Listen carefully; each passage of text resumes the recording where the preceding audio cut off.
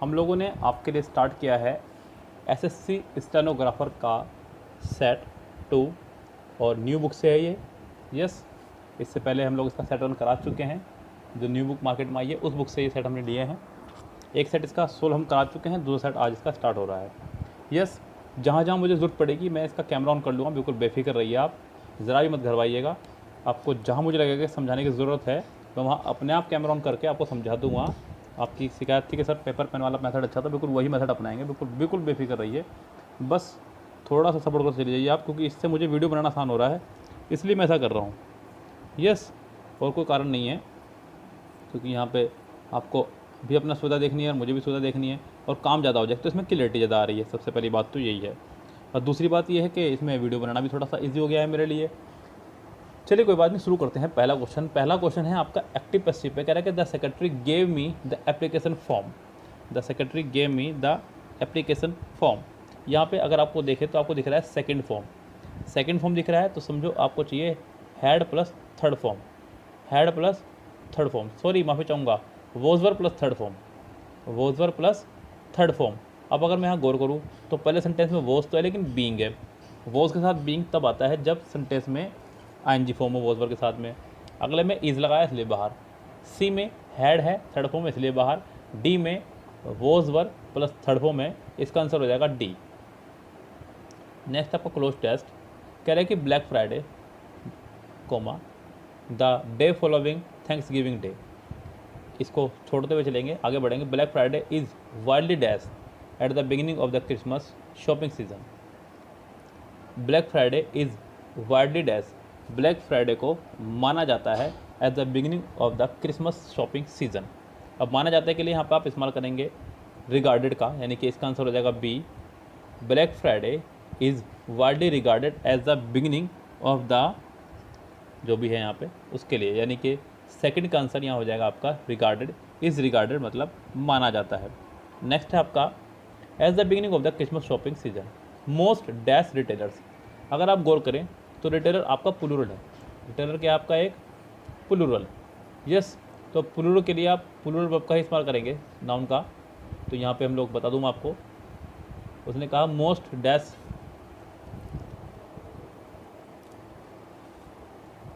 ये यहाँ पे मोस्ट के साथ यहाँ अच्छा हुआ कि आप मेजर लगाएं, क्योंकि आगे जो है नाउन वो काउंटेबल है रिटेलर्स। तो मोस्ट मेजर रिटेलर्स इसका आंसर हो जाना चाहिए आपका थर्ड का ए। इसका आंसर हो जाएगा थर्ड का ए। चलते हैं नेक्स्ट पे। Most major retailers open early, जल्दी खोल लेते हैं। एंड डैश, अब देते हैं, क्या देना है उनको, सेवा दे रहे हैं अपनी बैठे हुए। And dash offer, make available, come up with और पुट फॉरवर्ड। यहाँ हमारे पास खूब सारे वर्ड है। ऑफर का मतलब होता है देना, मेक अवेलेबल उपलब्ध कराना, कम अप विद कोई विचार प्रस्तुत करना, और पुट फॉरवर्ड कोई प्रस्ताव सामने रखना। तो यहाँ पे कम अप विद और पुट फॉरवर्ड आने से रहा, ऑफर हो जाएगा यहाँ पे सिंपल। कह रहा है कि most major retailers open early and offer promotional sales देते हैं। टू डैश टू, अब आपके पास फिर से आ गए phrasal verb kick off, start out, start over और सेट ऑफ।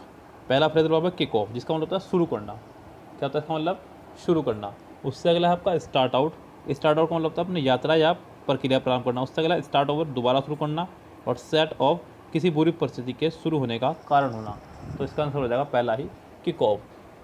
तो to promotional sales to kick off the holiday shopping season offer the 3 days following Thanksgiving are holiday thereby increasing the number of dash shoppers. Shoppers है आपका plural, तो यहाँ पे shoppers आपका साथ ही साथ एक नाउन भी है। क्या आपका यहाँ पे एक नाउन है। नाउन से पहले इस्तेमाल किया जाता है एडजेक्टिव का। किसका इस्तेमाल किया जाता है, एडजेक्टिव का। यस, जो रूल है आपका वो ये है कि नाउन हो अगर तो नाउन से पहले इस्तेमाल करना चाहिए आपको किसी एडजेक्टिव का, और एडजेक्टिव है आपका यहाँ पे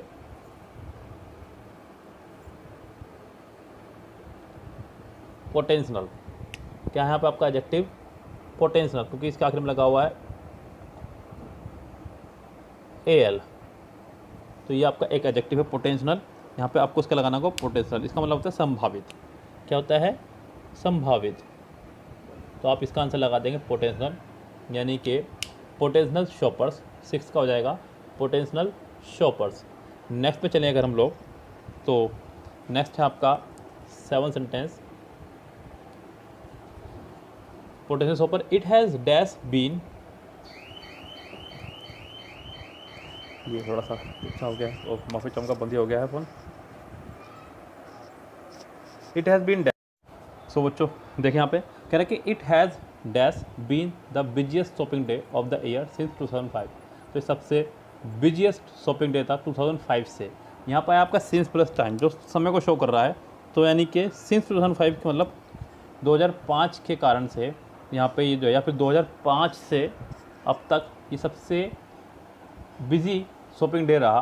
तो ऑप्शन आपके पास में ऑर्डरली, रूटीनली, कंसिस्टेंटली या नॉर्मली। अच्छा होगा कि यहाँ पे आप कंसिस्टेंटली लगाएं, और होता है लगातार। क्या होता है यहाँ पे? इसका मतलब लगातार, जो इसका आंसर हो जाएगा, यानी कि 7 का आंसर हो जाएगा आपका C. The earliest dash of the use of phrase Black Friday in shopping. The earliest suggestion, sign, mark, evidence. The earliest evidence of the use of phrase Black Friday in a shopping. जो earliest evidence था, evidence मतलब कोई प्रमाण, कोई पुष्टि होना किसी चीज़ की, तो यहाँ पे इसका ऑप्शन इसलिए फिट बैठ रहा है D. The earliest evidence of the use of phrase Black Friday in a shopping dash suggest that। अब यहाँ पे 9 में situation, context, setting, background.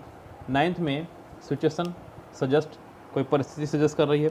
Context मतलब संदर्भ में, दैट उससे अगला वर्ड है आपका सेटिंग का मतलब यहाँ होने से रहा, बैकग्राउंड का मतलब यहाँ होने से रहा, तो यहाँ पर हो जाएगा सिर्फ और सिर्फ आपका context. Shopping, context suggest that it originated in Philadelphia where it was use to describe the heavy and dash traffic. The heavy and dash traffic, disturbing, meddling और इंटरफेयरिंग और disruptive.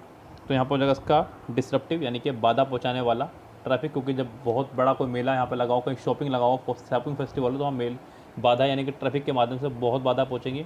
And disruptive traffic that occurred on the day after Thanksgiving. The uses of the term Black Friday dash back to, यानी कि ये एक phrasal verb है बच्चों, यहाँ पे अपना आप ही याद रखें आप इसको। ये कैसा है फ्रेजल? आप ये एक फ्रेजल वर्ब है आपकी डेट बैक टू। क्या होती है आपकी? ये डेट बैक टू। तो इसको ऐसे ही इस्तेमाल करते हैं, डेट बैक टू, ये पूरा एक फ्रेज चलता है साथ में, तो हो जाएगा डेट बैक टू। क्या हो जाएगा आपका आंसर इसका? Date back to. यस, चलिए चलते हैं नेक्स्ट पे। 11 सेंटेंस नंबर 12 कह रहा है कि they have done lots of researches before making the film. यहाँ पे आपको बता दूं कि उसने इस्तेमाल किया है लॉट ऑफ का। लॉट ऑफ का कभी भी इस्तेमाल नहीं करते इस तरह से। लॉट के साथ में हमेशा या तो लॉट्स ऑफ होता है या फिर अ लॉट ऑफ। कभी भी लॉट ऑफ नहीं होता ओनली, या तो लॉट्स ऑफ या फिर अ लॉट ऑफ। इन दोनों में से किसी एक का इस्तेमाल आपको करना होगा। तो यहाँ पे सेंटेंस जो दिया गया वो गलत है, लॉट ऑफ रिसर्चेस, इसका मतलब भी गलत है। तो आपको ऑप्शन हो जाना चाहिए यहाँ पे सिर्फ और सिर्फ a lot of research. A lot of research यानी कि डी इसका आंसर हो जाना चाहिए मेरी राय में फिट बिल्कुल। नेक्स्ट पे चलें अगर हम लोग, कह रहा है कि identify the segment in the sentence which contains the grammatically error.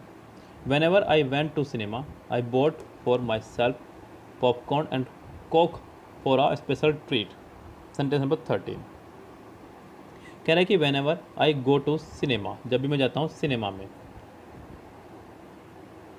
तो यहाँ पे एरर क्या किस पार्ट में हो रही है? कह रहा है कि whenever I went to cinema I bought for myself popcorn and Coke for a special treat. यहाँ पर फॉर की जगह अच्छा होगा आप यहाँ पे लिखें as a special treat, as a special treat, not for a special treat, as a special treat.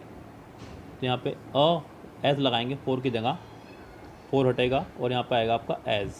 तो ये सेंटेंस आपका हो जाएगा करेक्ट, यानी कि इसमें गलती हो जाएगी आपकी डी पार्ट में, फोर हटेगा और एज आएगा उसकी जगह पे। चलते हैं नेक्स्ट सेंटेंस पे। नेक्स्ट सेंटेंस कह रहा है कि can anyone tell me what did we learn in mathematics yesterday. ये सेंटेंस आपका बना हुआ है इंट्रोगेटिव में। किसमें बना हुआ सेंटेंस आपका ये इंट्रोगेटिव में। यहाँ पे can anyone tell me what did, यहाँ पे जो बहुत बड़ी गलती नज़र आ रही है मुझे वो ये है कि सेंटेंस डबल इंट्रोगेटिव बन रहा है। अगर आप गौर करें तो सेंटेंस पहले तो कैन से स्टार्ट हुआ, कैन प्लस सब्जेक्ट है तो यानी कि ये इंट्रोगेटिव है। क्या है आपका ये इंटरोगेटिव। उसके बाद में बीच में W family plus helping verb है, इसका मतलब ये भी इंट्रोगेटिव हो गया। और मैंने आपको पहले भी कई बार बताया है कि एक ही सेंटेंस में डबल इंट्रोगेटिव यानी कि कोई भी ऐसी चीज़ जो डबल हो, सेम फैमिली की हो, वो एक साथ नहीं आ सकती।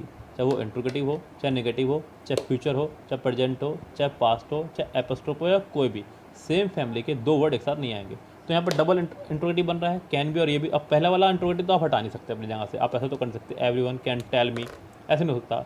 डब्ल्यू फैमिली के यहाँ पे बाद में जो आया व्हाट डिड वी लर्न, को आप करें व्हाट वी लर्न, डिड हटा के लर्न की सेकंड फॉर्म लगा दे लर्न, तो ज़्यादा अच्छा रहेगा आपके लिए। सेंटेंस यहाँ पे करेक्ट हो जाएगा इस तरह से, यानी कि did we learn, C part इसका रॉन्ग हो जाएगा। चलते हैं नेक्स्ट पेज, सेंटेंस पेज के sentence number 15।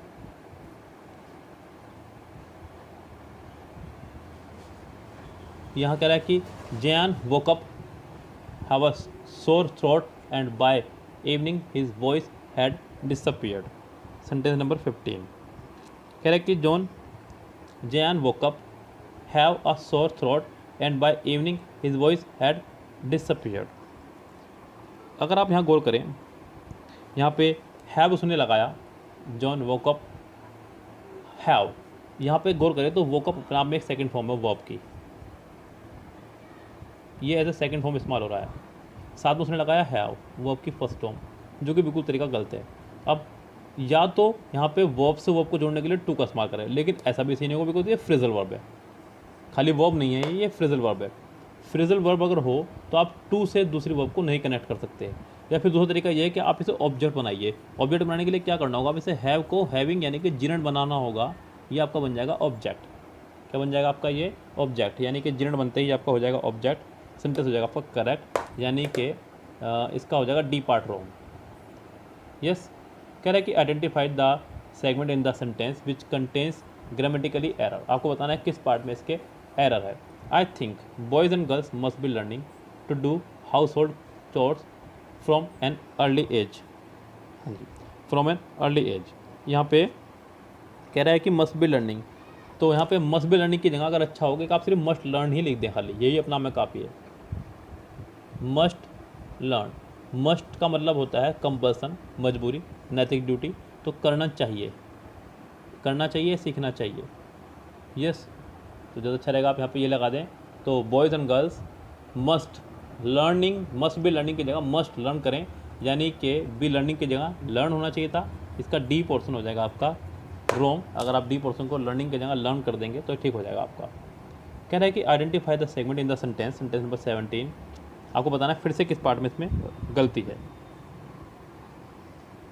Some student who are late will not be allow to enter examination hall.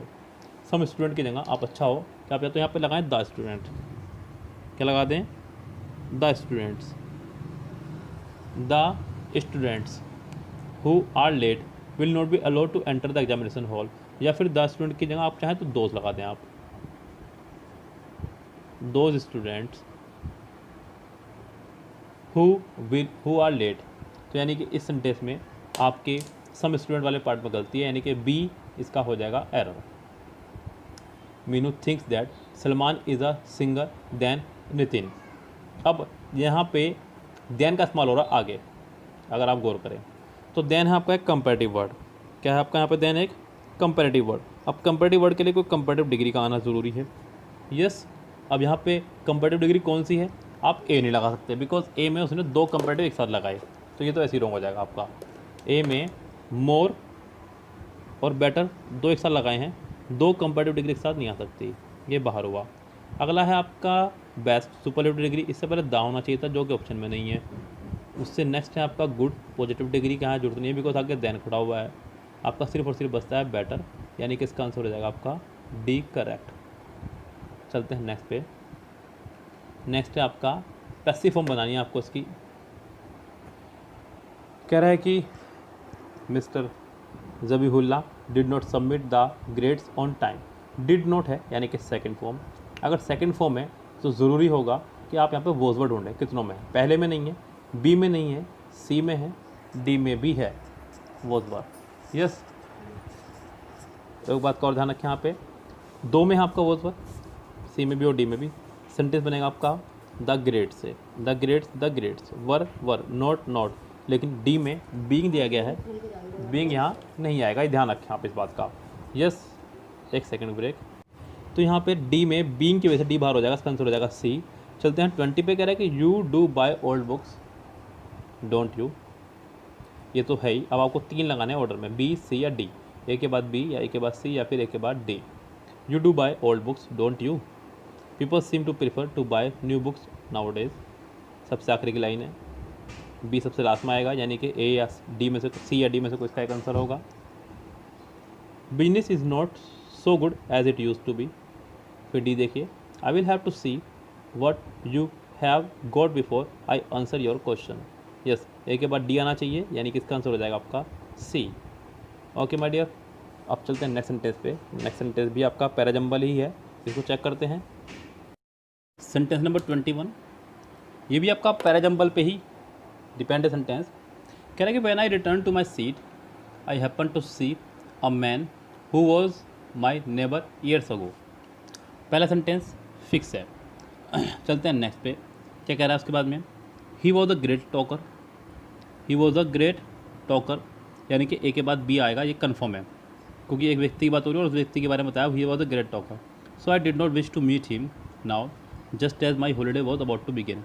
Holiday ख़त्म होने वाले हैं। D, it use to take hours to get away from home, यानी कि A B फिर B के बाद डी और फिर सी आएगा, क्योंकि पहले उसने बात करी उस व्यक्ति की जो उसकी सीट पर बैठ गया, वो एक ग्रेट टॉकर था।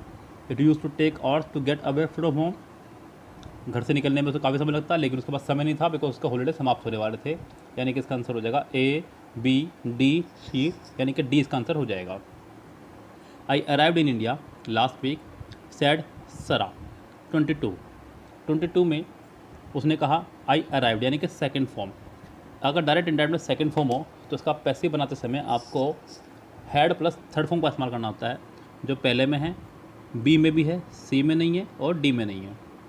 सरा said she had arrived, Sara said she had arrived in India the last week, और ऊपर वाले में प्रीवियस वीक। यस, लास्ट को हमें प्रीवियस में बदलना होगा, यानी कि इसका आंसर हो जाएगा 22 का ए। 23 देखें, me and Anshita are going to the mall. यहाँ सेंटेंस बनाया उसने मी से। अब ज़रा देखें यहाँ पे मी में, मैं कैमरा ऑन कर रहा हूँ अपना, उसने शुरू किया मी से। मी आपका एक ऑब्जेक्ट है।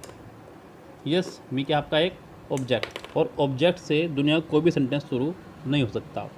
तो मी एंड अंशिता की जगह आप अच्छा होगा कि बनाएं I and Anshita, I and Anshita. 23। अब एक बात और का ध्यान रखना होगा आपको, आई है फर्स्ट पर्सन और अंशिता है थर्ड पर्सन। 1+3 का फॉर्मूला है, किसका फॉर्मूला है? 1+3 का फॉर्मूला। अब हमें ये चेक करना होगा कि 1+3 का फॉर्मूला यहाँ फिट भी बैठ रहा है या नहीं। फॉर्मूला ये बोलता है, एक तो है 1 2 3, क्या है 1 2 3, और एक है 2 3 1। 1 2 3 लगता है गलत काम के लिए और 3 2 1 लगता है सही काम के लिए। यहाँ था 1 3, तो यानी कि गलत काम के लिए, जबकि गलत काम नहीं कर रहे हैं यहाँ पे। गोइंग टू द मॉल ये कहना गलत होगा, तो आप इसको बनाएंगे 2 3 1 पे। किसे बनाएंगे इसको आप?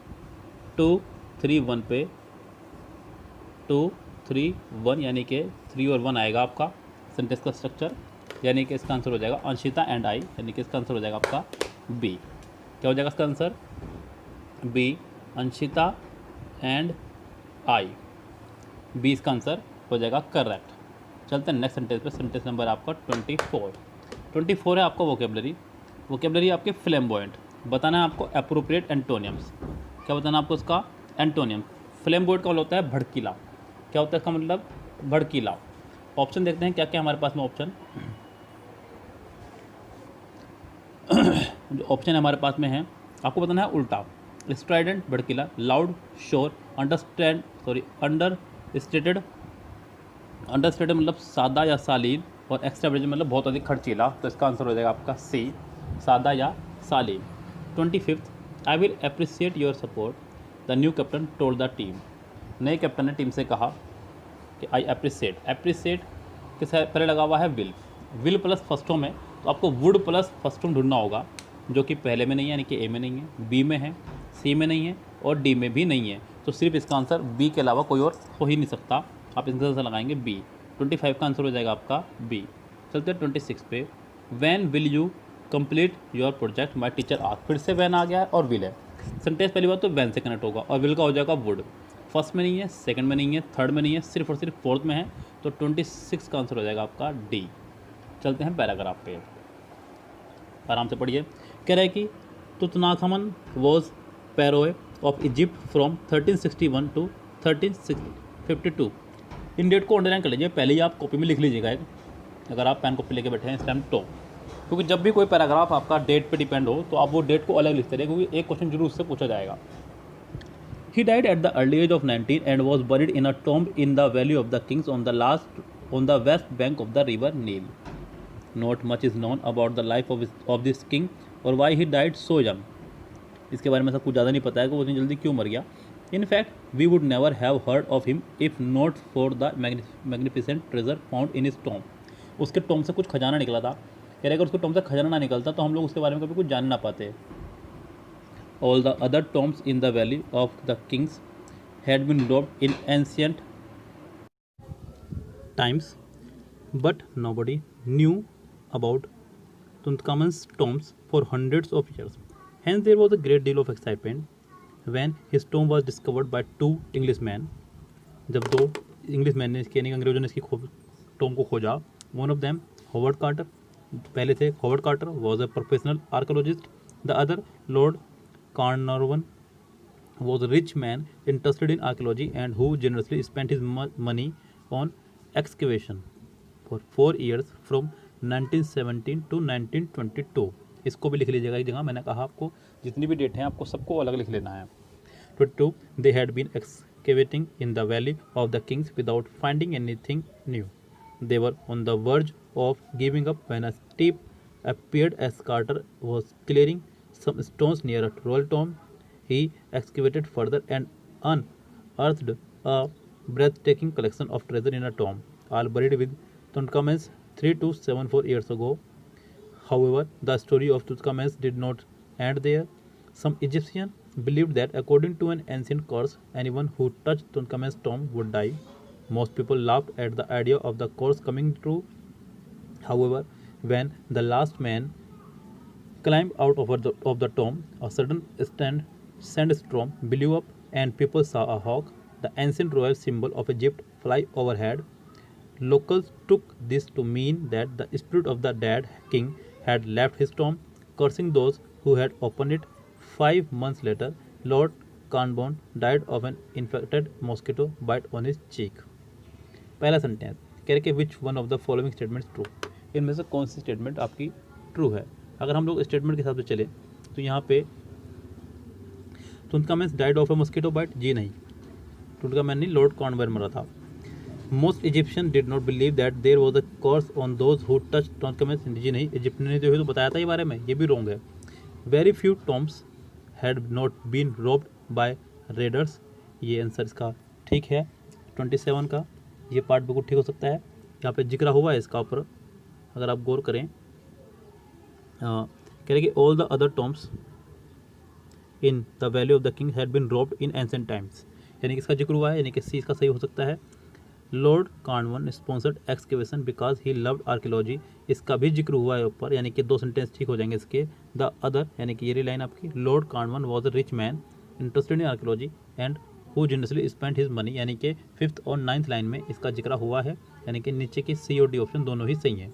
The phrase on the verge of giving up का मतलब क्या है यहाँ पे, यानी कि छोड़ देना, के कगार पर छोड़ देना, यानी कि सरेंडरिंग, इसका आंसर हो जाएगा D. Tutankhamun is remembered today because he died very young. 29 he was a famous ruler of Egypt, जी नहीं। ही टॉम कंटेन ट्रेजर, जी उसके टॉम में से ट्रेजर ना निकलता तो लोग उसको आज तक भी ना जान पाते।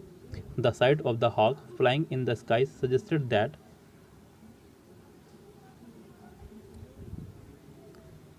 Lord Carnarvon would be bitten by a mosquito, the king's spirit had escaped from the tomb, the course was about to come true, और a sandstorm was on its way. 30 का बी आंसर हो जाएगा the king's spirit had escaped from the tomb. जब वो last वाला उसके यहाँ से निकला तो ऐसा लोगों ने सोचा कि शायद किंग की आत्मा जो है अब गुम्बद से निकल के जा चुकी है.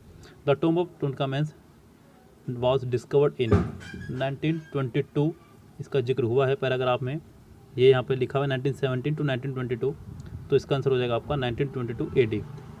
अब अगला है आपका ग्रामेटिकली पोर्शन. कह रहा है कि आपको बताना है कि इसमें से कौन सा पार्ट करेक्ट है. You have watch the film before, आपको बनाना है इसका क्वेश्चन टैग. यहाँ पे you have watch the film before, गौर करें सेंटेंस में आया है हैव. क्या है सेंटेंस में? हैव. अगर सेंटेंस में कहीं भी हो क्वेश्चन टैग में, जो क्वेश्चन टैग बनता है वो बनता है आपका हैव प्लस थर्ड फॉर्म से. किससे बनता है? Sorry, helping verb plus question subject से. हेल्पिंग वर्ब प्लस सब्जेक्ट से बनता है क्वेश्चन टैग. ये मार्कर सोलर नहीं चल रहा है. जैसे उसने कहा आई एम अ ड्राइवर, कुछ भी सेंटेंस उसने कहा तो आप इसको बनाएंगे कुछ helping verb plus subject, helping verb plus subject जो भी रहेगा. यहाँ पर उसने सेंटेंस में कहा है आपसे you have watch that film before, you have watched, यानी कि सेंटेंस है आपका अफर्मेटिव. क्या है सेंटेंस? आपको बनाना होगा नेगेटिव, तो बनेगा इसका हैवंट यू. क्या बनेगा? हैवंट यू, यानी कि इसका आंसर हो जाएगा आपका डी. सेंटेंस नंबर नेक्स्ट आपका 33, जो कि आपका इडियम है wash one's hands of something, यानी कि अपने हाथ खड़े कर देना. अपने हाथ खड़े कर देना, साफ साफ इनकार कर देना किसी बात से. Refuse to be responsible for something. 34 sentence है आपका वोकेबलरी बेस्ड. वर्ड है आपका स्क्रम्शियस. स्क्रम्शियस आपका एक वर्ड है जिसका मतलब होता है आपका स्वादिष्ट या फिर बहुत ही कोई चीज़ स्वाद से भरी हुई. तो ऑप्शन है आपके पास डिस्गस्टिंग, बेकार, रिवोल्टिंग, विद्रोह. हमें बताना है सिनोनिम्स हॉरेंडस और डिलीशियस, तो इसका आंसर हो जाएगा आपका डी, डिलीशियस. नेक्स्ट आपको बताना है एंटोनिम्स. वर्ड है रॉकस. रॉकस का मतलब होता है शोरगुल या तेज हवा. तो सबड्यू, अनरूली, हर्ष या वाइल्ड. 35 का आंसर हो जाएगा आपका A, subdue. Identify the segment in the sentence which contains grammatically error. आपको बताना है कि इस सेंटेंस के किस पार्ट में ग्रामेटिकली एरर है. यस, तो मैं फिर से आपके लिए इसका कैमरा ओपन कर रहा हूँ जिससे कि मैं आपको उसको क्लियरली समझा सकूँ. आपको बताना है इसके किस पार्ट में एरर है. चलिए चलते हैं. पहले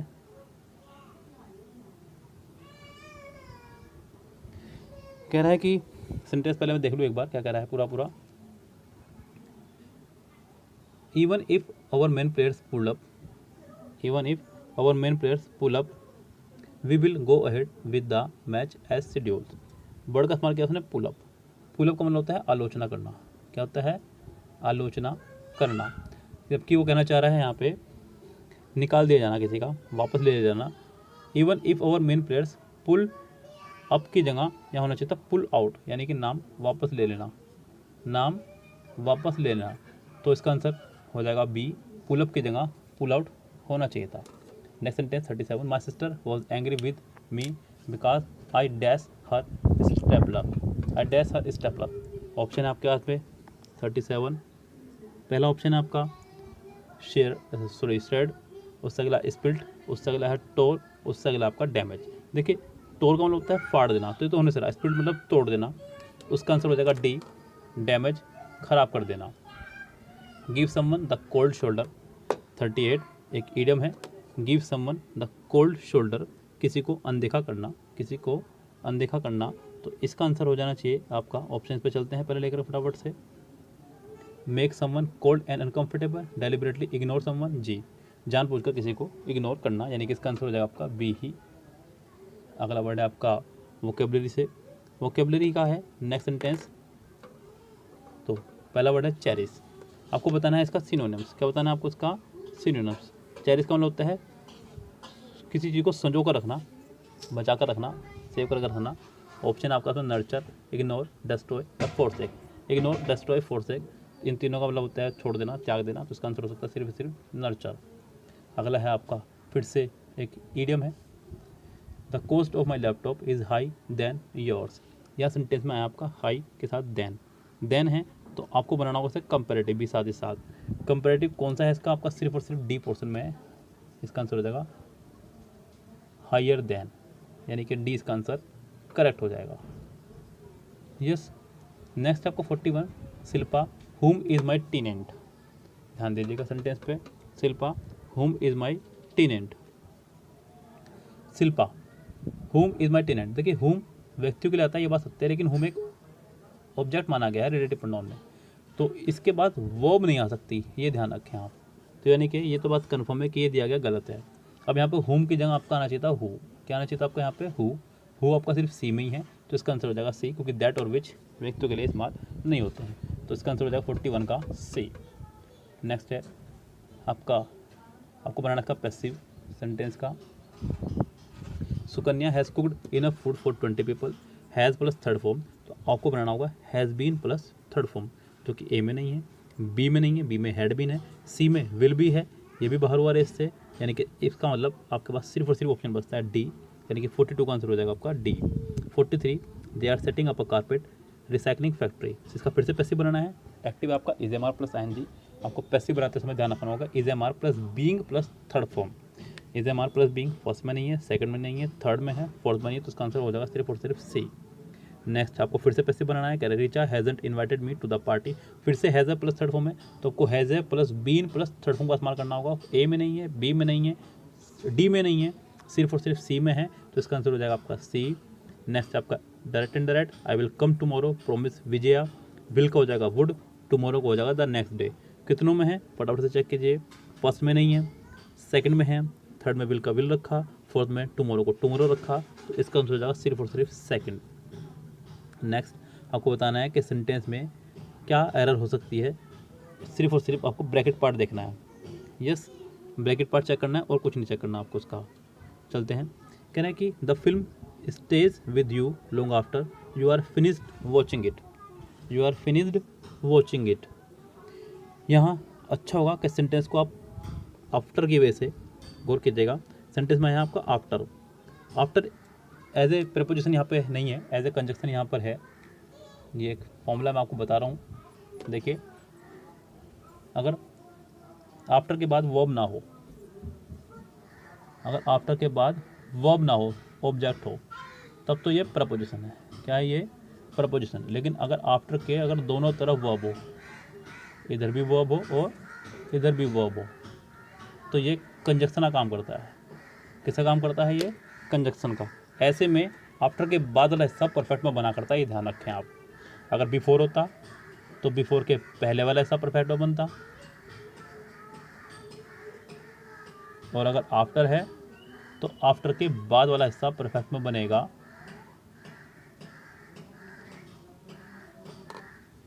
यानी कि आपको लगाना होगा हैज़ हैव में से कोई भी एक प्लस वर्ब की थर्ड फॉर्म, प्लस वर्ब की थर्ड फॉर्म जो ए में भी है और बी में। सेंटेंस पार्ट में चला जाएगा और पार्ट की यहाँ जो पढ़ रही है नहीं पढ़ रही है, ये तो क्लियर करेगा आपका पिछला सेंटेंस ही। जी, पिछला सेंटेंस आपका स्टेज है, तो यहाँ पे पार्ट की जरूरत तो नहीं है, आपको ए ऑप्शन लगाना होगा सिर्फ और सिर्फ इसका। यस, आप हैज़ हैव के साथ थर्ड फॉर्म लगाएंगे, have finished watching, have finished watching. अब बात ये उठती है कि वॉचिंग ही क्यों आया। देखिए ये कुछ वर्ड हैं आपके, इनको ध्यान सुन लीजिएगा। Start, stop, and, begin, finish, love, hate, like, dislike. इनके बाद हमेशा हम लोग जीर्ण का इस्तेमाल करते हैं। किसका इस्तेमाल करते हैं? जीर्ण का। इनके तुरंत बाद हमेशा जीर्ण आती है, इसलिए फिनिश के बाद में वॉचिंग आया इसीलिए। चलिए चलते हैं नेक्स्ट सेंटेंस पे। नेक्स्ट सेंटेंस आपका फिर से वोकेबलरी बेस्ड। इसका मैं कैमरा बंद कर दूं पहले तो। कह रहा है कि स्टूपेंडस, ये बड़ा प्यारा वर्ड जिसका इस्तेमाल कई बार गीता माँ, DID या फिर किसी अन्य शो में मैंने देखा है करते हुए, आपने सुना होगा स्टूपेंडस, फैंटाबुलस, फैंटास्टिक, बहुत सारे वर्ड इस्तेमाल करते हैं। तो स्टूपेंडस मतलब होता है शानदार। क्या होता है? शानदार। तो इसका आंसर आपको बताना है एंटोनियम्स, तो इसका आंसर हो जाएगा बी, ऑफुल, बहुत बुरा, क्योंकि फैंटेस्टिक, वंडरफुल, अमेजिंग इसके सिनोनिम्स हैं। I will finish my work before 6 PM, तो ये आपका पैसिव बनाना है, विल दिख रहा है और हैव दिख रहा है, तो आपको विल हैव बीन भी दिखना चाहिए पैसिव बनाते समय, जो कि फर्स्ट में नहीं है, सेकंड में है, सी में नहीं है, डी में नहीं है। इसका आंसर सिर्फ और सिर्फ हो जाएगा आपका सेकंड यानी कि बी। आपको बताना है फिर से इसके किस पार्ट में एरर है। The captain of the team was very criticise for the quality of his leadership, 49 sentence. यहाँ पे the captain of the team was very criticise की बात वेरी मच क्रिटिसाइड होना चाहिए था, क्योंकि क्रिटिसाइड यहाँ पे एज ए वर्ब की तरह इस्तेमाल हो रहा है, एडजेक्टिव की तरह। तो यहाँ पे the captain of the team was very much criticise for quality of his leadership का इस्तेमाल करना होगा। तो ये सेंटेंस आपका ठीक हो जाएगा। उसके बाद चलते हैं लास्ट पे, लग्जीरियंट आपका वर्ड है 50। लग्जीरियंट का मतलब होता है प्रचुर मात्रा में, काफ़ी अधिक मात्रा में होना। आपको बताना है सिनोनिम्स, तो इसका आंसर हो जाएगा आपका लश, 50 का हो जाएगा बी, और कोई इसका आंसर नहीं हो सकता। पीरियड मतलब समान, बैरन मतलब बंजर, मेजर मतलब कम, तो लश मतलब पर्याप्त मात्रा में, प्रचुर मात्रा में। When you went to Amritsar you must have the dash Golden Temple. अब आपको फिर से बताना है यहाँ पे किस पार्ट में कौन सा वर्ड सही हो सकता है। Experience, travelled, visited, greeted. कह रहा है कि जब आप अमृतसर जाएं तो गोल्डन टेम्पल जरूर जाएं, गोल्डन टेम्पल जरूर जाएं, तो अच्छा होगा यहाँ पे विजिट लगाएं, क्योंकि बात घूमने की हो रही है। When you went to Amritsar you must have visited the Golden Temple, मतलब घूम करके आना चाहिए आपको गोल्डन टेम्पल भी। नेक्स्ट आपको फिर से पैसिव बनाना है। The war will destroy everything, फिर से विल प्लस फर्स्ट में आपको ढूंढना होगा, will be plus third form, जो कि सेकंड फर्स्ट में है, सेकंड में नहीं है, थर्ड में नहीं है, डी में नहीं है। इसका आंसर सिर्फ और सिर्फ हो जाएगा ए, 53, और लास्ट सेंटेंस होगा ये आज का। उसके बाद का नेक्स्ट पार्ट आप देखेंगे नेक्स्ट वीडियो में। The teacher is going to take the student on a picnic, आपको बनाना है पैसिव। आपको दिख रहा होगा is am are plus I N G यानी कि इज गोइंग, आपको ढूंढना होगा is am are plus being plus third form. First में नहीं है, सेकंड में है, थर्ड में नहीं है, डी में भी नहीं है, तो इसका आंसर सिर्फ और सिर्फ हो जाएगा बी बस। कह रहा है कि identify the segment in the sentence which contains grammatically errors, आपको बताना है कि इनमें से किस पार्ट में ग्रामेटिकली एरर है। The children in the colony fed the dogs by throwing pieces of meat on them, आपको बताना है कि इसके किस पार्ट में मिस्टेक है। अगर आप गौर करें सेंटेंस को शुरू से पढ़ें तो शुरू में आपको दिख रहा है, कह रहा है कि the children in the colony, the children in the colony, यहाँ पे कहना गलत होगा सेंटेंस में। वैसे तो इन द कॉलोनी कह भी सकते हैं, ठीक, कोई दिक्कत नहीं है, ये ठीक है साई वाला। The children in the colony fed the dogs by throwing pieces of meat on them, यहाँ पे ऑन देम की जगह यहाँ टू देम होना चाहिए था सेंटेंस में, क्योंकि ऑन का मतलब टू, मतलब उनको, throwing pieces of meat on them की जगह आप यहाँ लगाइए टू देम, ज़्यादा बेटर रहेगा आपके लिए। यहाँ इसका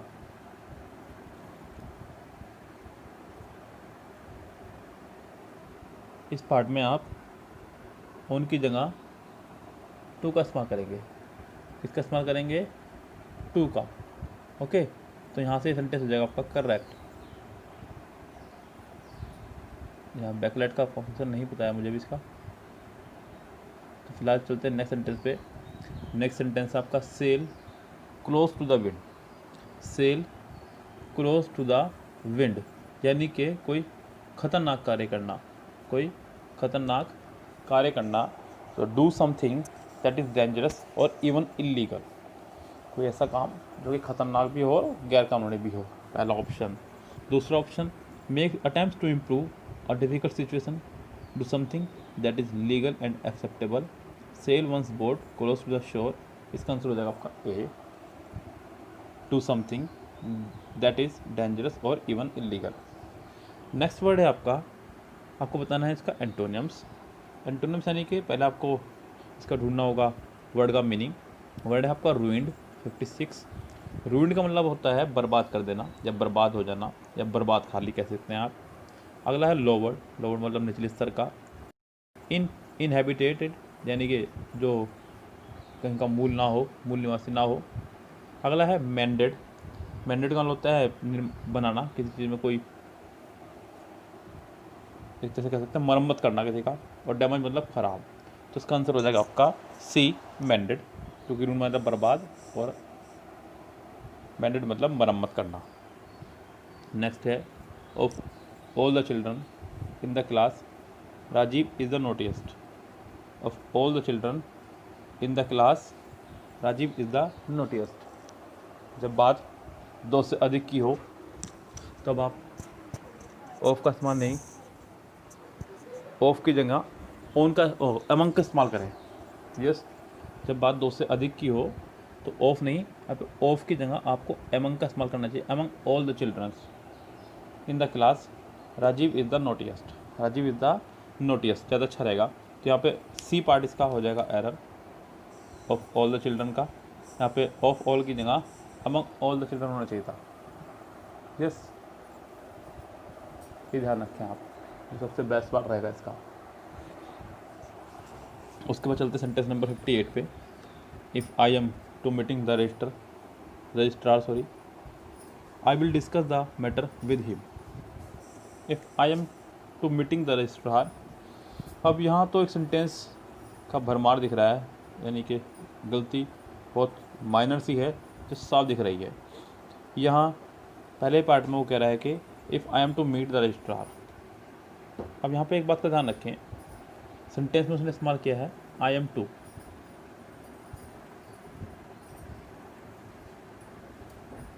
ये देखिए यहाँ पे,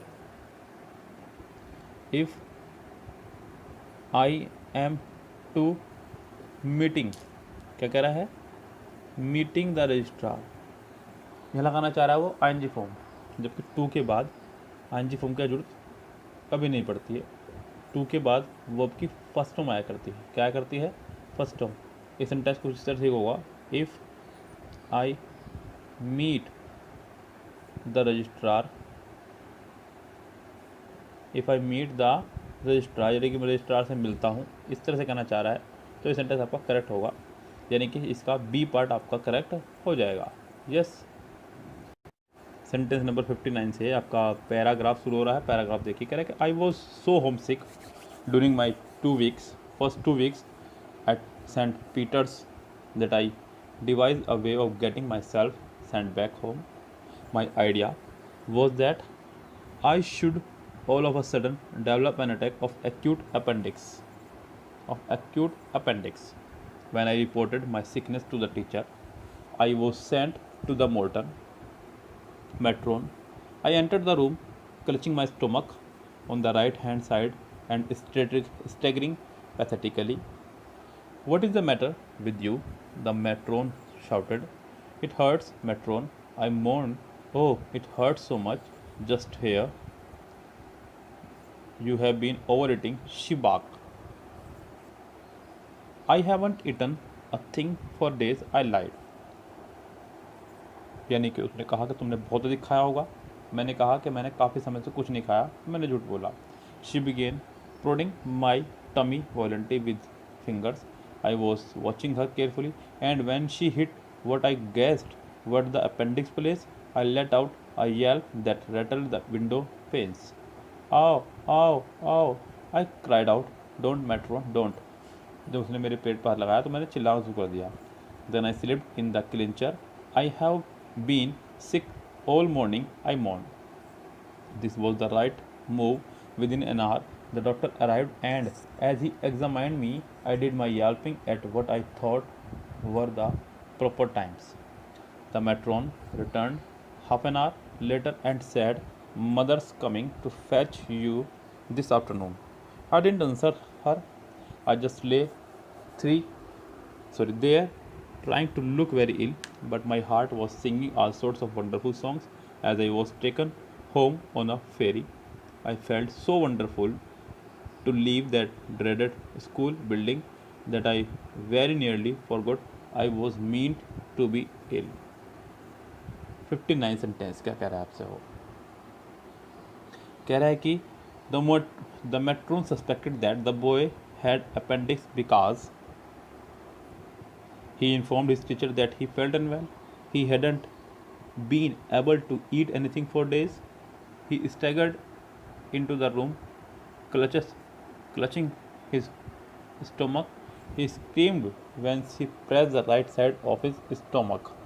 देखिए सेंटेंस में जिक्र हुआ है इसका, डी ऑप्शन देखिए, कह रहा है कि ये आपका दूसरा पैरा है कि when I reported my sickness to the teacher I was sent to the matron I entered the room clutching my stomach on the right hand side of staggering pathetically. तो यानी कि इसका आंसर हो जाएगा आपका D, he screamed when she pass the right side of his stomach. कह रहे कि the boys had been at Saint Peter's for, इसका भी जिक्र ऊपर पहली लाइन में हुआ है। कह रहे कि I was so homesick during my first 2 weeks at Saint Peter's, यानी कि यहाँ पर आ जाएगा आपका 2 वीक्स, यानी कि 16 आंसर हो जाएगा आपका डी। चलते हैं नेक्स्ट पे। नेक्स्ट क्या कह रहा है 61, the sentence dash my heart was singing all sorts of wonderful songs means that boy. इस सेंटेंस का क्या मतलब है? इस सेंटेंस का मतलब है कि बच्चा बहुत खुश था, was very happy. The boy's illness was a dash, the boy's illness was a dash, real attack of appendix, trick to get matron to send him home. Yes, वो घर जाना ही चाह रहा था, ये उसने चाल चली थी किस तरह की, यानी कि इसका आंसर हो जाएगा B. The sentence I have been sick all morning means that the boy was unwell during the day, यानी कि वो स्वस्थ नहीं है, ये कहना चाह रहा था। अगला है आपका 64, जो कि आपका नरेशन बेस्ड। कह रहा है कि dam sad I need a clean shirt, dam sad I need a clean shirt. अगर आप गौर करें तो आपको यहाँ पे दिख रहा है नीड, क्या दिख रहा है आपको यहाँ पे साथ साथ नीड। तो नीड के साथ साथ आपको दिख रहा चाहिए कि ये फर्स्ट फॉर्म भी है। क्या है ये वर्ब की फर्स्ट फॉर्म, नीड वर्ब की फर्स्ट फॉर्म है। जब इसका नरेशन बनाएंगे तो इसकी सेकंड फॉर्म बन जाएगी नीडेड। क्या हो जाएगी? नीडेड, क्योंकि डायरेक्ट से इनडायरेक्ट कभी भी प्रेजेंट में नहीं बनता, फर्स्ट फॉर्म को बदल देते हैं सेकंड फॉर्म में, और बाकी इज एम आर हो तो वॉज वर्ब में, हैज़ हैव हो तो हैड में, विल शैल हो तो वुड शुड में, ऐसे। यस, कभी भी डायरेक्ट से इनडायरेक्ट कभी प्रेजेंट में नहीं बनता है, तो यानी कि रॉन्ग तो है आपका। यहाँ पे देखते हैं, Dan said I need a clean shirt. यहाँ पे पहली बात तो ये है कि आई फर्स्ट पर्सन है, आई फर्स्ट पर्सन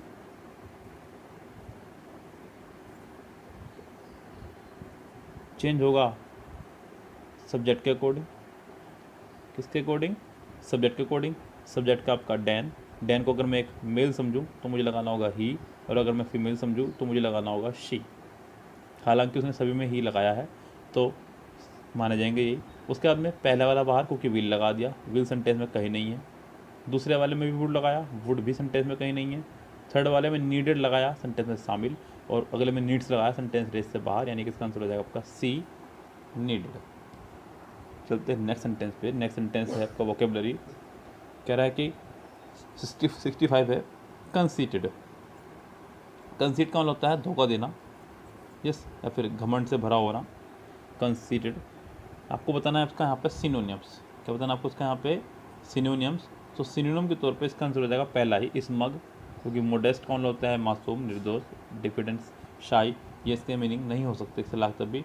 तो इसका आंसर हो जाएगा आपका सिर्फ और सिर्फ पहला ही, यस। 65 का आंसर हो जाएगा आपका ए। चलते हैं फिलहाल 66 पे।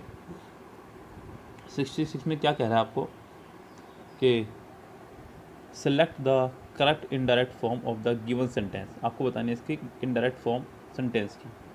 Children are eating the wrong foods remark Mrs Nayar. Children जो हैं गलत खाना खा रहे हैं, मिसिज अय्यर ने रिमार्क करा। अगर आप गौर करें तो सेंटेंस में दिख रहा है आपको इज एम आर। क्या दिख रहा है सेंटेंस में आपको? Is am are. अभी मैंने थोड़ी देर पहले बताया कि अगर डायरेक्ट के अंदर सेंटेंस में, डायरेक्ट सेंटेंस में अगर इज एम आर हो तो इनडायरेक्ट बनाते समय उसका कर देते हैं वॉज वर्ब। क्या कर देंगे? Was verb. अगर डायरेक्ट सेंटेंस में इज एम आर हो तो करते समय इनडायरेक्ट बनाते समय वॉज वर्ब कर देंगे, क्योंकि डायरेक्ट से इनडायरेक्ट कभी सेंटेंस प्रेजेंट में नहीं बनता। बस दो कंडीशन है, अगर कभी आपको से दिख जाए या विल से दिख जाए तो ऐसा हो सकता है, वरना कभी ऐसा नहीं होगा। तो फिलहाल यहाँ सेंटेंस में चलते हैं। Mrs Nair remark that the children ate the wrong food, जी नहीं, पहला ऑप्शन गलत। Mrs Nair remark that the children are eating, are लगाया, ये भी गलत। Mrs Nair remark that the children eat, ये भी गलत। Mrs Nair remark that the children have been, ये भी रॉन्ग। यानी कि इस सेंटेंस का कोई भी ऑप्शन करेक्ट नहीं है, इसके चारों ही ऑप्शन रॉन्ग हैं। आप इसमें से किसी को भी सही नहीं कह सकते। मेरी राय में इसका कोई भी आंसर नहीं हो सकता। I don't want to hang this picture here, Mary said. 67 कह रहे I don't want to hang this picture, यहाँ पे उसने लगाया डोंट, तो आपको डोंट की जगह करना होगा डिडंट। फर्स्ट फॉर्म है डोंट, इसका हो जाएगा डिडंट, डू का डिड, यानी कि सेकंड फॉर्म बन जाएगी। यस, उसके बाद में हेयर है, हेयर का हो जाएगा देयर, ये भी ध्यान रखें आप, हेयर का हो जाएगा देयर। तो कितनों में फटाफट से देख लीजिएगा। आई है आपका सब्जेक्ट, आई सब्जेक्ट है, फर्स्ट पर्सन है।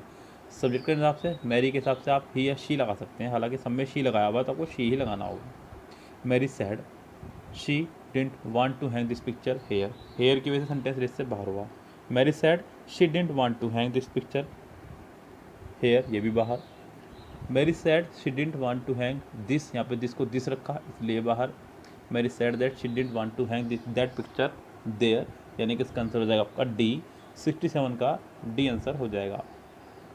नेक्स्ट है आपका 68, जो कि आपका वोकेबलरी बेस्ड, वोकेबलरी का वर्ड है आपका वाइब्रेंट। क्या है वर्ड आपका? वाइब्रेंट। वाइब्रेंट का मतलब होता है उत्साह या ऊर्जा से भरा हुआ, उत्साह या ऊर्जा से भरा हुआ, ऊर्जा से भरा हुआ, ये हो गया आपका वाइब्रेंट का मीनिंग। ऑप्शन हमारे पास में है, पहला ऑप्शन है लिस्टलेस, पहला ऑप्शन है लिस्टलेस बिना उत्साह के, ब्रिलियंट शानदार, ब्राइट, ब्राइट माने होता है चमकीला, सुना होगा आपने पहले भी कई बार ये। उससे अगला वर्ड आपका बबली, ऊर्जा से भरा हुआ, ऊर्जा से भरा हुआ Babli, BUBBLY,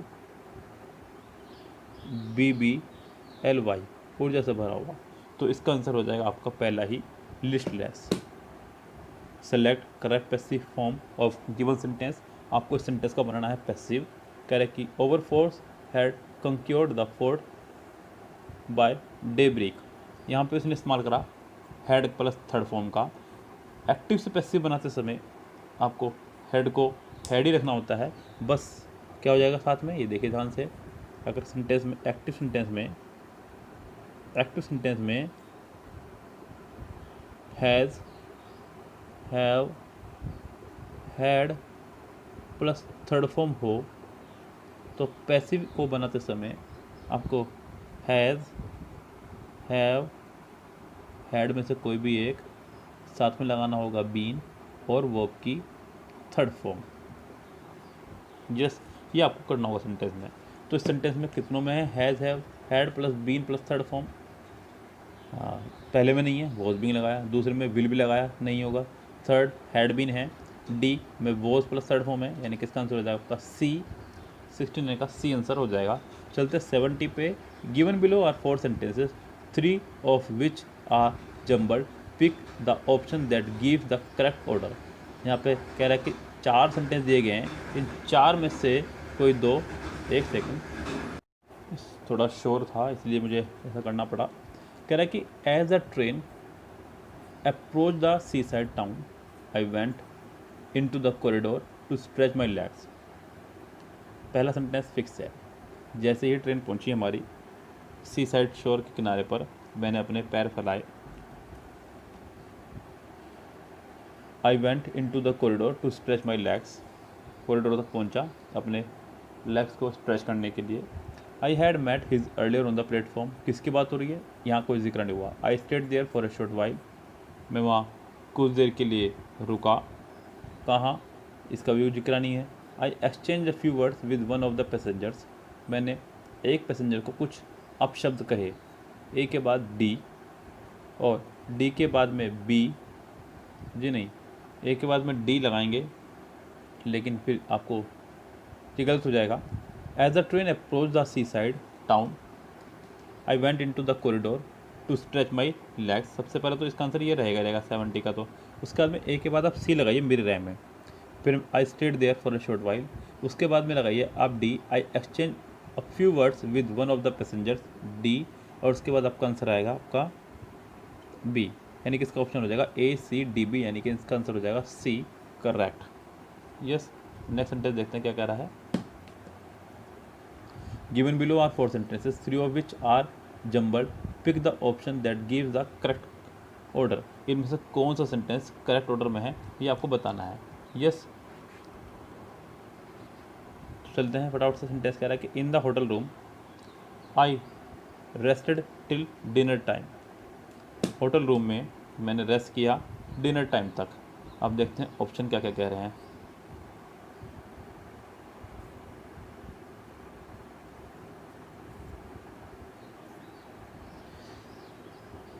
I had not escaped from my tiresome neighbor after all. I had barely raised the glass to my lips when a familiar voice greeted me. Then I went down and ordered a drink. अब आप गौर कीजिए, मैंने वहाँ कुछ देर तक rest करा, then I went down, फिर मैंने नीचे उतरा और ऑर्डर करा ड्रिंक के लिए, यानी कि ए के बाद डी आएगा, ये कंफर्म हुआ। ए के बाद डी आएगा, यहाँ ये कंफर्म हो रहा आपका कि मैं होटल में था, मैं रेस्ट करता रहा डिनर तक, फिर मैं नीचे उतरा, ए डी, और मैंने कुछ ड्रिंक ऑर्डर की, यानी कि इसका आंसर हो जाएगा आपका D, A D C B. Yes, Rohit is thinking to buy himself a new car. आपको बताना है कि जो अंडरलाइन पार्ट है इस पार्ट में कोई एरर है या नहीं है। Rohit is thinking to buy himself a new car, Rohit सोच रहा है अपने लिए एक नई कार खरीदने की। यहाँ पे अच्छा होगा कि आप थिंकिंग के बाद ऑफ लगाएं और बाइंग लगाएं। Rohit is thinking of buying himself a new car. Yes, ज़्यादा अच्छा होगा। रोहित इज़ थिंकिंग, रोहित सोच रहा है, ऑफ बाइंग खरीदने की, खरीदने की, यहाँ पे का की के अर्थ के लिए आपको लगाना होगा ऑफ, क्योंकि जब कोई चीज़ आप सोचते हैं तो आप लगाते हैं थिंक ऑफ। क्या लगाते हैं? थिंक ऑफ, किसी के बारे में कुछ सोचना, कोई काम करने की कोई योजना बनाना, तो think of. Rohit is thinking of buying himself a new car, यानी कि इसका आंसर हो जाएगा आपका C. Identify the segment in the sentence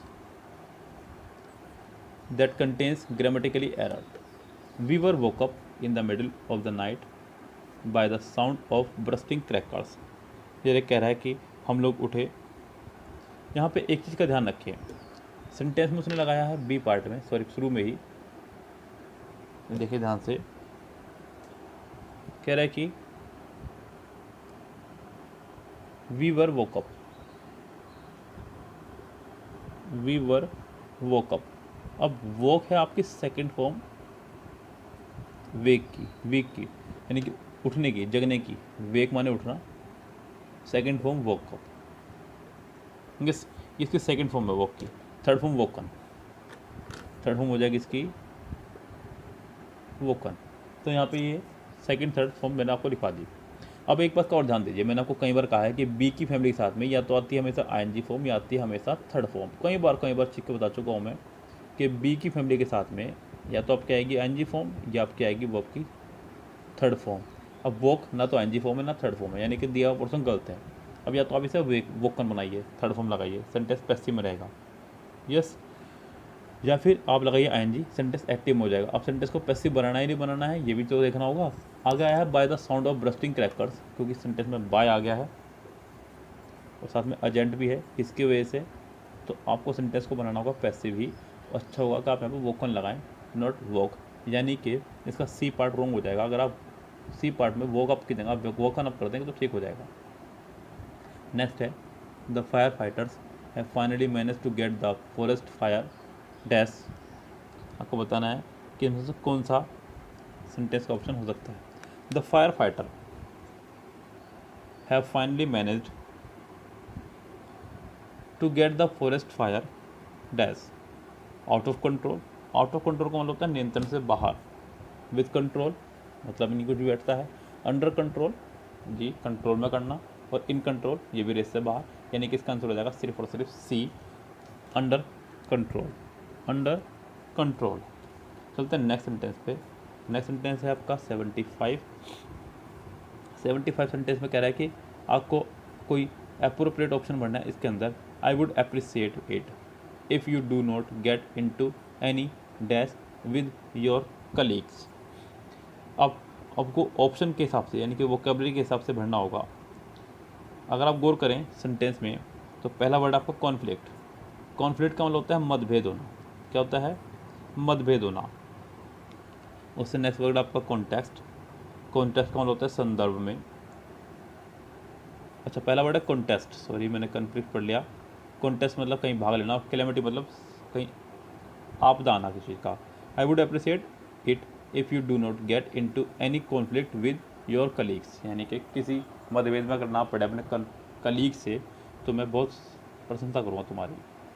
next आपका passage, the Chinese have been drinking tea for health and enjoyment for more than 5000 years, यानी कि कह रहा है कि चाइनीज़ जो हैं चाय को पी रहे हैं अपने स्वास्थ्य और एन्जॉयमेंट के लिए 5000 सालों से, 5000 सालों से ज़्यादा से। No one knows what drew them to the glossy मतलब चमकीला green leaves of camellia sinensis, but a popular legend fills the gap in our knowledge. किसी को भी नहीं पता कि चमकीला पत्ता कैसे उनकी नज़रों में आया, लेकिन एक लीजेंड ने, एक महान व्यक्ति ने हमारे सामने ये ज्ञान प्रस्तुत किया। कह रहा है कि अकॉर्डिंग टू लीजेंड, उस लीजेंड के अनुसार शेनोग, जिसका नाम है Shennong, an early emperor required that all drinking water be boiled. उसने बताया कि जो पहले के हमारे शासक थे वो जितनी भी पीने वाली चीज़ें सब उबाल के पिया करते थे। One summer day while visiting a distant region of his kingdom, जब वो अपने राज्य से थोड़े दूर गए हुए थे, ही स्टॉप टू रेस्ट, उन्होंने रुके आराम के लिए, because he felt very tired, क्योंकि वो बहुत थक चुके थे। The servant began to boil water, servant ने उनके लिए पानी उबालना शुरू करा, for the king and the minister to drink, और उसके मंत्रियों के लिए पीने के लिए। Dried leaves from a nearby bush fell into the boiling water, एक सूखा पत्ता बराबर वाले पेड़ की छाल से उड़कर उसके अंदर गिर पड़ा, turning it into a brown liquid, और वो लिक्विड आपका ब्राउन हो गया। The emperor drink some of the new liquid, राजा ने यानी कि शासक ने उसको पिया। He felt fresh and much better after drinking the liquid and thus tea was created, उसने उसको पिया, अपने आप को तरोताज़ा पाया, और तब से टी का क्रिएशन माना गया। According to an Indian legend a Buddhist monk, लेकिन एक भारतीय महान व्यक्ति के अनुसार जो कि बुद्धिस्ट मॉन्क थे, one of his travel about 2000 years ago, लगभग 2000 साल पहले उसकी यात्रा के दौरान, sworn not to sleep during the 9 years of his journey, जिसने कसम खाई हुई थी ना सोने की 9 साल तक अपनी जर्नी की। However by the end of the 3rd year, जब तीसरे साल का अंत था, ही वॉज सो फैटिक, बहुत थका हुआ था, ही ऑलमोस्ट फेल एस्लीप, लगभग सोने ही वाला था। That is when he accidentally stumbled upon a wild tree and picked a few leaves from its top, वो एक पेड़ पर लड़खड़ाया, उसने उसके टॉप से कुछ पत्तियाँ उतारी। He chewed on the leaves and soon recovered thanks, उसने उस पत्तियों को चबाया और जल्दी वो रिकवर्ड हुआ। एक सेकंड बस, recovered thanks to these leaves, उसने उन पत्तियों को धन्यवाद दिया। He was able to stay awake during the next 6 years of his mission, और अगले 6 साल तक वो जाग पाया अपने मिशन के लिए। The Japanese version of this legend is slightly different. The monk had vowed to meditate for 7 years without sleep, उसने वचन लिया था 7 साल तक बिना सोए मेडिटेट करने का। One night however he fail asleep, he was so angry with himself that he cut off his eyelet and through them into the ground, एक रात जब वो सो गया तो बड़ा दुखी हुआ अपने आप से, उसने अपने आईलिड यानी कि पलके काट दिए और उसे ग्राउंड पर गिर दिया। Few years later, passing by the same spot, he notice a strange looking bush, he tasted its leave and realize that they have gave him the power to keep his eyes open. कुछ समय बाद उसने जब देखा कि वहाँ पे एक पत्तियाँ थी जिसको उसने पता के मदद चला कि उसकी आंखें खुली रह सकती थी। This story soon spread and tea bushes are often seen in Buddhist places of for worship, तो ये स्टोरी बहुत जल्दी फैल गई, और ये बसेस यानी कि पत्तियाँ जो हैं चाय की पत्तियों की, ये बहुत जल्दी ही सभी जगह मिलने लगी, यानी कि चाय के पत्ते के तौर में ये फेमस हो। इन ऑल द 3 लीजेंड्स, इसलिए कि 3 के 3 लीजेंड थे। ध्यान से देखिएगा, आपने तीनों के बारे में पढ़ा है तो आपको तीनों के बारे में ही पूरी जानकारी मिल चुकी है। The leaves help the person who eats it to recover, this suggests that the leaves are endowed with some magical power, can refresh and rejuvenate a person, have medicinal power that can heal, can provide energy and capability। देखिए, उनको क्या पता लगा था, उनको लगा कि can refresh और रिविजुनेट अ पर्सन, ये व्यक्ति को रिफ्रेश कर सकती हैं और रिजुविनेट यानी कि फिर से ऊर्जावान बना सकती हैं। The king would only eat the leaves of particular tree, जी नहीं, इसका कहीं जिक्र नहीं हुआ है।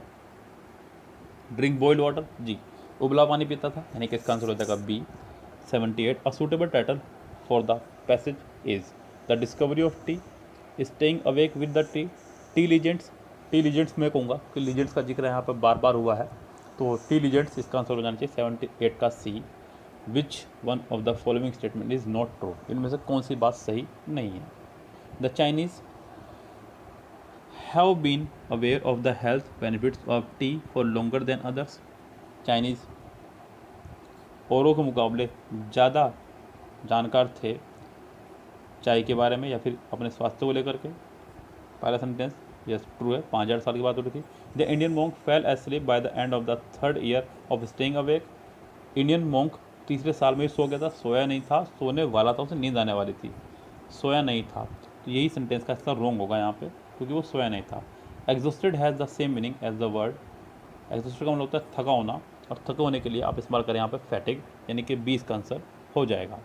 यस, क्योंकि पहला वर्ड है वाव, वाव का मतलब होता है वचन, रिकवर्ड का मतलब होता है ठीक देना, और स्टम्बल का होता है लड़खड़ाना। 81 सेंटेंस, 81 सेंटेंस आपका इडियमेटिक, यानी कि ईडियम है, आपको उसका मीनिंग बताना है। ईडियम है ट्विस्ट समवंस आर्म, किसी को कोई काम करने के लिए मजबूर करना। इसको आप ऐसे समझिए जैसे आपने किसी का हाथ पकड़ा और मोड़ दिया, एक बार बचपन में करते हैं ना, हाथ मोड़ कर कहते थे पता कि तू नहीं करा है, या फिर कुछ भी उससे काम नहीं कराना होता था, बता देगा नहीं देगा। तो इस तरह से ट्विस्ट समवन आर्म, किसी को कोई काम करने के लिए मजबूर करना। पहला ऑप्शन है to force someone to do something by making it hard for them to refuse, to make someone who is annoyed ever anger, to pursuit someone to do something you want because they like you, to hurt someone who is injured by twisting their arms। इसका answer हो जाएगा आपका पहला ही, to force someone to do something by making it hard for them to refuse. Select the alternative that will improve the underlined part of the sentence। in case there is no improvement, select no improvement। the western disturbance, देखिएगा ध्यान से, the western disturbance blowing towards north India are colder as before. अब यहाँ गौर कीजिएगा, sentence में उसने लगाया are colder as before, sentence में उसने लगाया आर कोल्डर।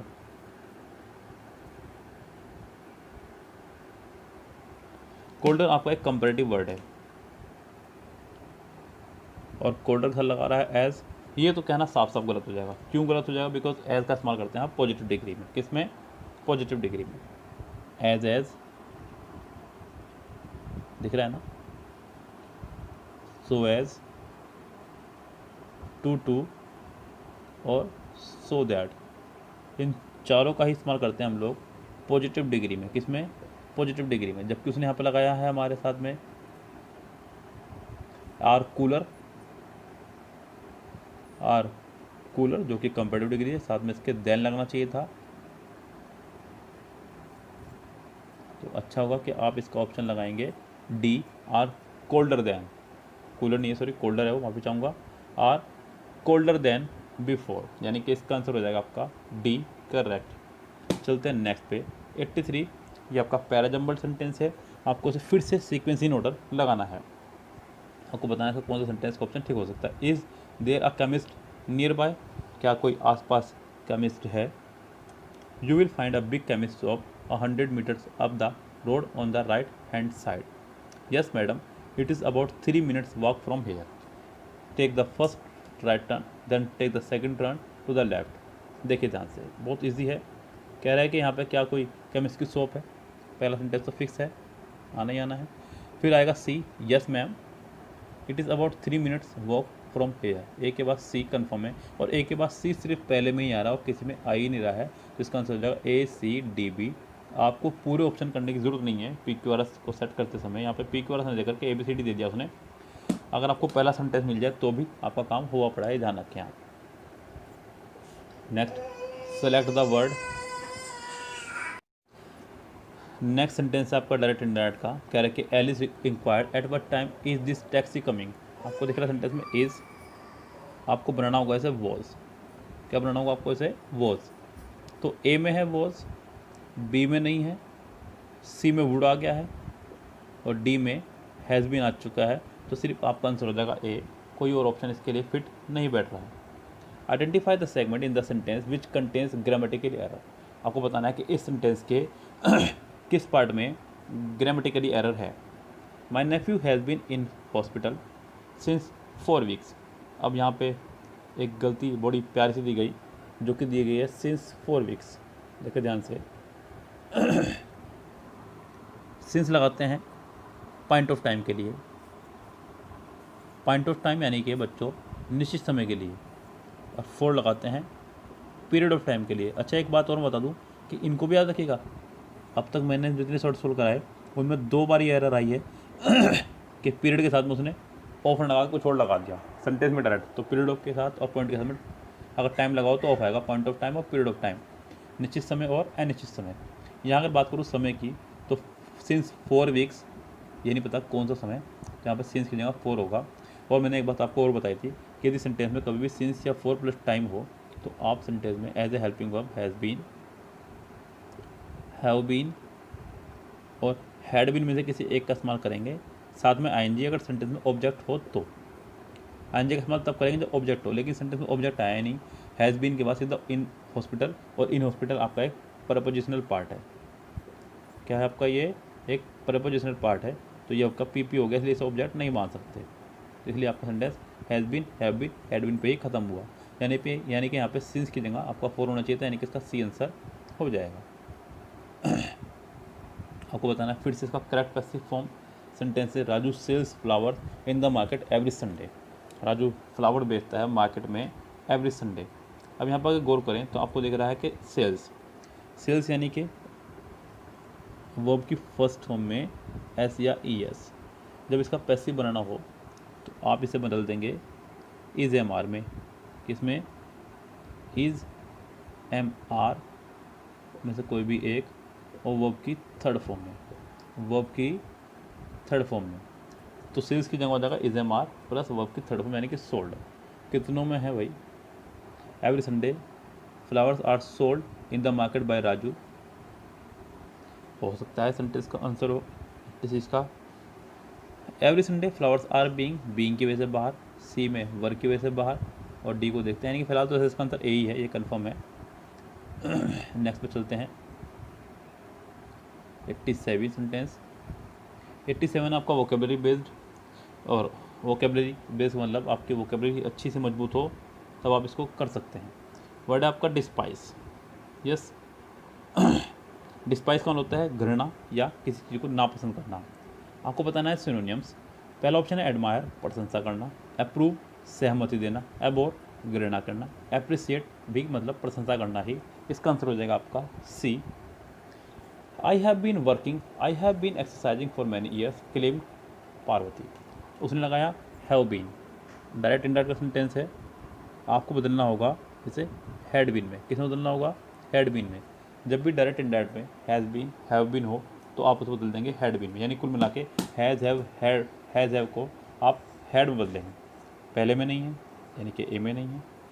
सेकंड आपका बी, बी में हैड बीन है, सी में हैज़ बीन करा इसलिए बाहर, डी में भी हैज़ बीन है इसलिए बाहर, यानी कि इसका आंसर हो जाएगा सिर्फ और सिर्फ बी। 87 का 87 है कौन सा, 88 का बी आंसर हो जाएगा। चलते 89 पे, when will my parcel arrive. आपको दिख रहा है यहाँ पे विल की वजह से यहाँ पे हो जाना चाहिए था वुड। क्या हो जाना चाहिए था यहाँ पे, विल की वजह से वुड, क्योंकि विल का हो जाएगा वुड।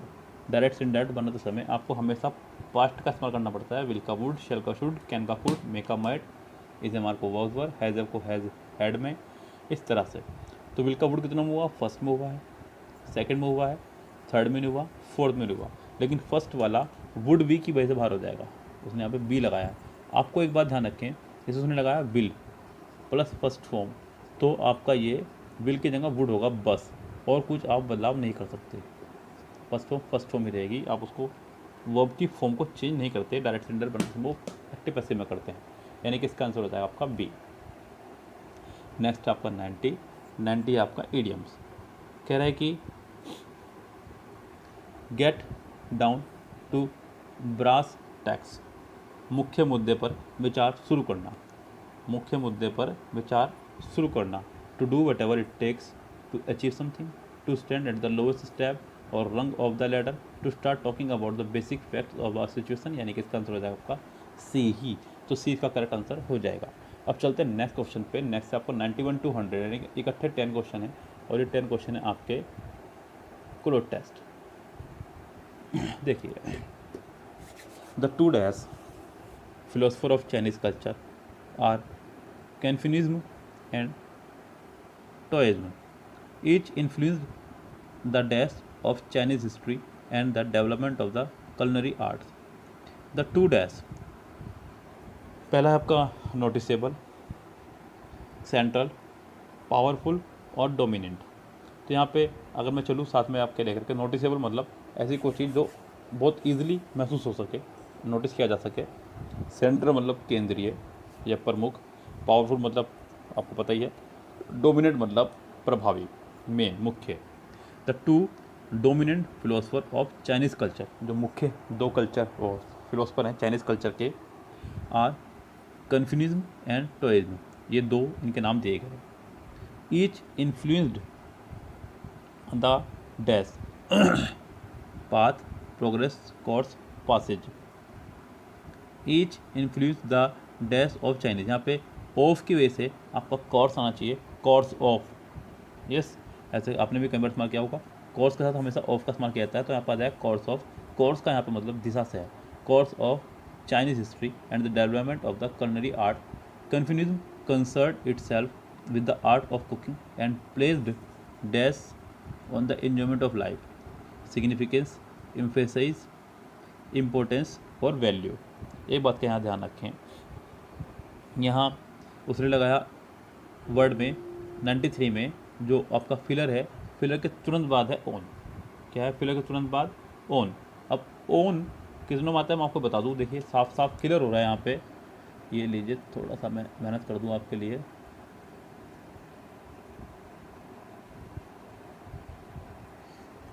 ओन यहाँ पे दिए गए वर्डों में से सिर्फ एम्फेसिस के साथ आएगा और किसी के साथ नहीं आएगा। एम्फेसिस ऑन का मतलब होता है किसी बात पे जोर देना, किसी बात पे जोर देना। तो यहाँ पे इसलिए आपका एम्फेसिस आएगा और कोई आने की आवश्यकता नहीं है। एम्फेसिस ऑन, किसी बात पर जोर देना, दबाव डालना, एम्फेसिस के साथ हमेशा ऑन आता है, इसलिए इसका आंसर हो जाएगा आपका बी, करेक्ट। चलते हैं नेक्स्ट पे। Emphasis on the enjoyment of the life. Tourism was responsible for the dash of the hygienic, for the dash of the hygienic, growth, development, expansion और प्रोग्रेस। फॉर द डेवलपमेंट, यहाँ इसका fit हो सकता है option, क्योंकि बात विकास की हो रही है। Tourism was responsible for the development of the hygienic aspects of food. जी, हाइजीनिक एस्पेक्ट ऑफ फूड, क्योंकि यहाँ पे वही वो हालात हैं सेम जो एम्फेसिस के हैं कि एस्पेक्ट के साथ में आपको ऑफ को लगाना पड़ता है, ये ध्यान रखें आप। तो इसका आंसर हो जाएगा आपका 95 का, 95 का B. Aspects of food and cooking to the Chinese food and friends are inseparable, full stop. A dash without food is considered incomplete. A dash without food is incomplete. A dash मतलब meeting आप बिना food के की जा सकती है, कोई बड़ी बात नहीं है। कॉन्फ्रेंस भी की जा सकती है। गैदरिंग का मतलब यहाँ पे किसी समारोह से है। यस, गैदरिंग मतलब इकट्ठा करना, और इकट्ठा किसी समारोह के लिए किया जाता है। तो कोई भी गैदरिंग बिना खाने के करना इनकम्प्लीट मानी जाती है। ये बात सत्य है। जब भी आप कोई गैदरिंग करते हैं तो लोगों के मन में कहीं ना कहीं रहता है कि कुछ खाने को मिलेगा, भले पेट भर के ना मिले लेकिन खाने को तो मिले, चाहे भले रिफ्रेश होने के लिए मिले। तो यानी कि इसका आंसर हो जाएगा आपका गैदरिंग, 96 का गैदरिंग।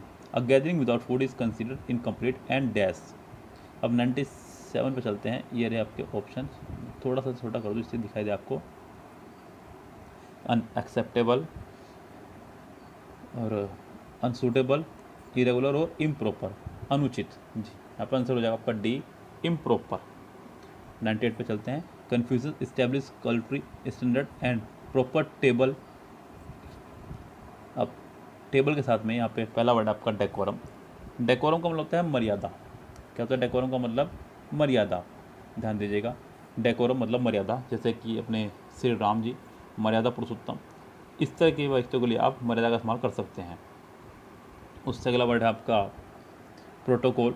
प्रोटोकॉल किसी रणनीतिक या किसी औपचारिकता के लिए लगता है, किसी ऑफिशियल के लिए। अगला है एटिकेट। टेबल एटिकेट यानी कि टेबल पे प्रयोग किए जाने वाले शिष्टाचार। 98 का सी आंसर ज़्यादा फिट बैठ रहा है। कस्टम मतलब प्रथा, जो एक फैमिली से दूसरी फैमिली में चलती है उसे बोलते हैं कस्टम। यहाँ पे 98 का हो जाएगा सी, टेबल एटिकेट।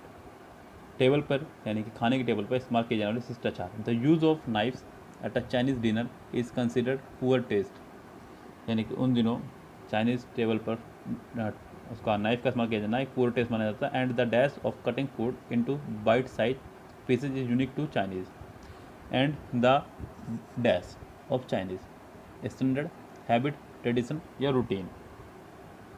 ये था आपका एक tradition. And the tradition of cutting food into bite size pieces is unique to the Chinese. According to Confucius, good cooking depends on the dash of various ingredients. Stirring, collaboration, blending और merging. यहाँ पे इस्तेमाल करेंगे blending का। Blending लगता है mixing के लिए, किसके लिए? मिक्स करने के लिए। तो गुड फूड डिपेंड करता है ब्लेंडिंग ऑफ वेरियस इंग्रेडिएंट्स, जो अलग अलग तरह के उसके अंदर मसाला डालते हैं, कितनी प्रॉपर मात्रा में डले और कितनी प्रॉपर मात्रा में मिक्स हुए। यस, तो ये था आपका एसएससी स्टेनोग्राफर का एक सेट। एसएससी स्टेनोग्राफर में आया हुआ ये सेट था आपका 2018 में, सेट नंबर 2। इसमें मैंने आज आपको शुरू कराया 54 to 100 तक। यस, अगर आपको पसंद आया हो मेरे द्वारा दिए गए सोल्यूशन, तो कमेंट बॉक्स में एक सुंदर सा कमेंट करके जाएं और बताएं कि आपको ये कैसा लगा।